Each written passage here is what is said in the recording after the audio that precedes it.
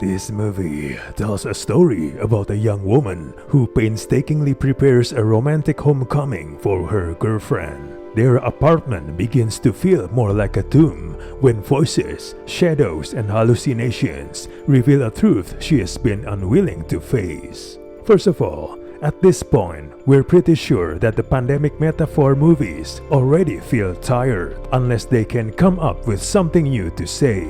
Set mostly in one apartment, this movie has a predictable shot entirely during COVID written all over it.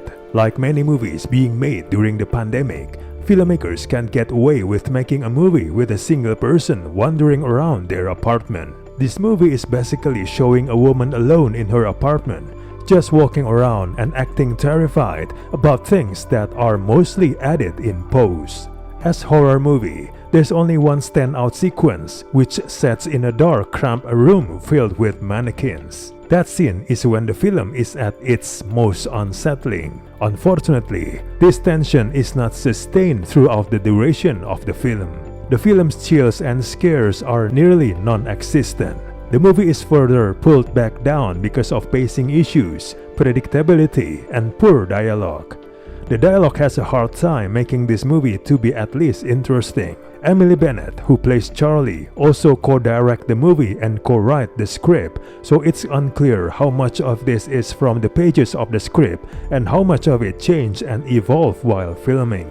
Her performance shows her range as an actress by experiencing big emotions. Unfortunately, she fails to make Charlie a sympathetic character. The film doesn't do much in the way of addressing Charlie's environment and backstory, and that can make the film's character work seem half-baked at times. The conversations between Charlie and her mother that gives Charlie some self-doubt about her faith and lifestyle feels like a bit of a throwaway and an unnecessary part of the story. While the necklace does end up being somewhat important, it really doesn't need to be. The conversations with her mother pulled the audience out of the intensity of the movie, especially the second one.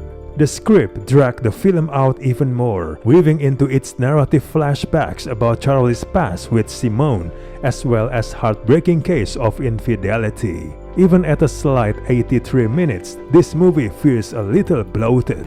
For such a short runtime, this film feels far longer than it should, which is in part due to the poor dialogue, but also in part because viewers have to wait until the final few minutes for the big reveal. The movie lumbers along to its conclusion.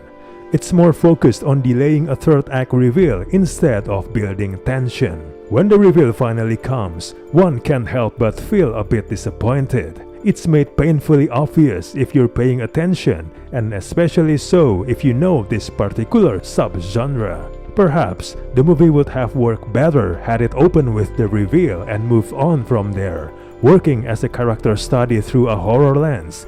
Unfortunately, that's not the film we have. Overall, this movie is such a disappointment. We do not recommend this movie at all.